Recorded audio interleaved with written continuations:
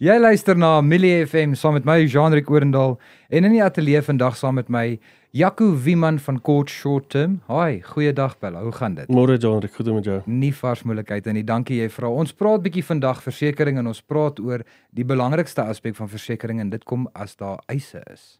Wat gebeur in die eisewêreld? Hoekom kry mense nie geldige eise nie en hoe kan mense te werk gaan om seker te maak dat as daar eise stadium kom dat daar nie dilemmas is nie? Wat kan jy vir ons leer? Dis Jean-Rick, om oor eise te gesels is 'n baie breë spektrum.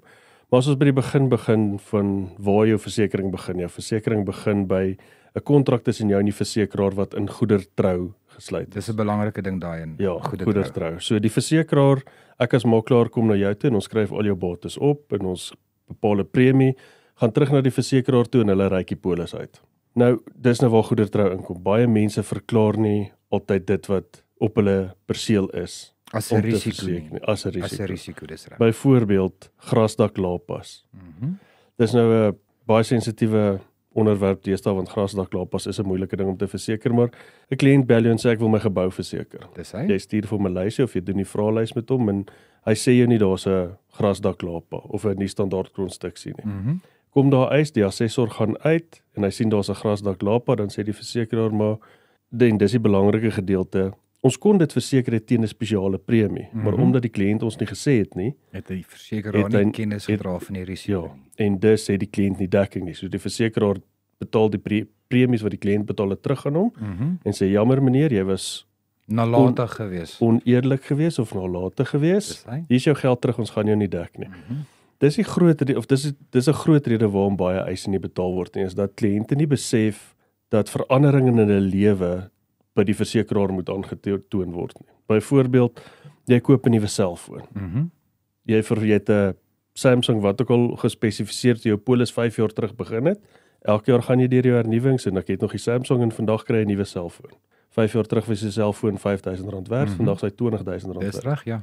En jy het nooit die makelaar verwittig of die versekeraar laat verwittig dat jy geopgradeer het en 'n ander selfoon het nie. Nou kom eise stadium. Nou kom eise stadium, byvoorbeeld die selfoon, jy sê jou R5,000 uitkry wat jy gespesifiseer het op jou polis, maar nie die hoër bedrag van jou nuwe een nie. En dis waar ons nogal 'n strategie in ons kantoor het wat ons gedurig met ons kliënte wil kontak maak. Ons het 'n strategie wat ons 'n sekere aantal hoeveelheid kere 'n jaar by 'n kliënt moet uitkom dis reg. of met hom moet gesels, want lewe verander en kliënte vergeet om ons te laat weet. So ons maak dit ons werk om daai veranderings aan te sien of te sien. Jy het nou genoem net so van individue, kliënte wat dalk versuim om iets te noem of op die polis te sit, non-disclosure of wat's die mooi Afrikaanse woord vir dit? Nie openbaarmaking nie.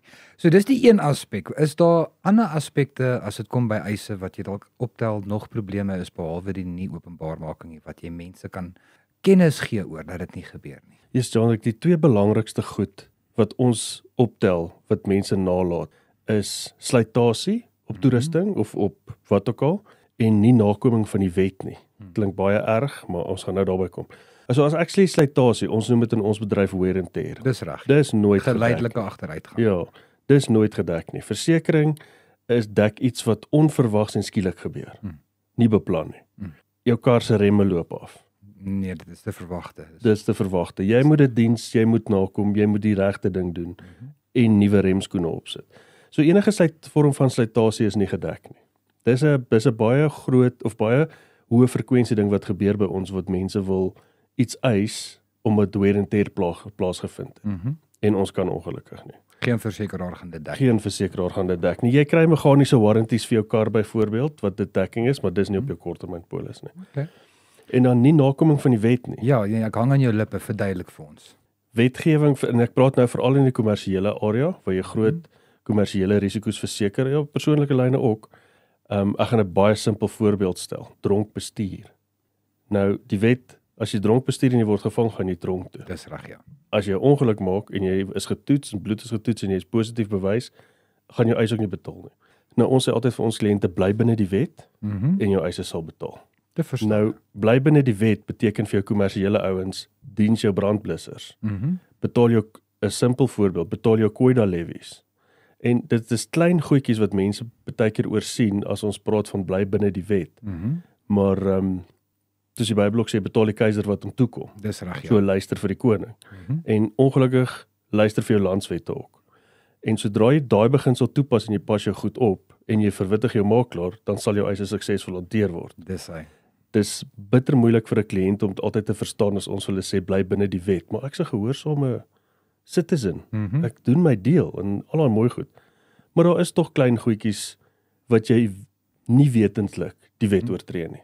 Byvoorbeeld, jou lisensie is nie meer geldig nie, jou bestuurslisensie of jou karlisensie is nie meer geldig nie. 'n Agterlig is uit. Ek sê nie versekeraars sal nie uitbetaal in sulke gevalle nie, maar dit is hulle voorreg om te sê luister, jy het nie voldoen volgens die wet nie, so ons kan uitbetaal. So bly binne die raamwerke van die wetgewing. Ja, en ongelukkig in vandag se ekonomiese tye ook mense vat kansse en versekeraars het dit agtergekom want kontantvloei in 'n huishouding is moeilik teëstaan. En ons kom al hoe meer en meer agter dat kliënte probeer eis vir goed wat jy nie kan nie.